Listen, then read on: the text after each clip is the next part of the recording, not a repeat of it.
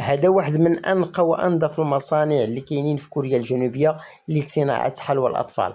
حتى منظمة الصحة العالمية اعترفت بالمعايير ديال سلامة الغذاء اللي كيتبعها واختارته كنموذج مثالي. كل نهار قبل ما تبدا الخدمة العمال خاصهم يدوزوا من واحد البروتوكول اللي صارم ديال التعقيم. كيمشيو كيبدلوا حوايجهم ويلبسوا اللباس ديال الخدمة، كيغسلوا كيعقموا يديهم مزيان، كيدخلوا عاوتاني لواحد الغرفة ديال التعقيم بالهواء باش حتى شي جرثومه وحتى شي تلوث ما يوصلش ولا يدخل لداخل ديال المصنع. فاش كيدخلوا كينظفوا جميع المعدات والادوات قبل ما يبداو الخدمه، وكيعاودوا ينظفوها من بعد باش يبقى كلشي نقي ومعقم. والجميل عاوتاني في هذه الحلوى انها بلا سكر، يعني المصنع كينتج حلوى بلا سكر وكيعوضوا هذا السكر بواحد الماده اللي كتجي بنينه بحال السكر ولكن ما كتطلعش نسبه السكر في الجسم، وهذا الشيء كيخلي حتى الناس اللي مريضين بالسكري يقدروا يتناولوا هذه الحلوى. المهم كياخذوا هذه الماده في شي طناجر وكيخلطوها وكيخليوها حتى كتذوب وحتى كتولي واحد الشراب اللي ثقيل. من بعد كيكبوها بسرعه في القوالب وكيخليوها حتى تجمد، كيلصقوا فيها السكرات اللي ضحكه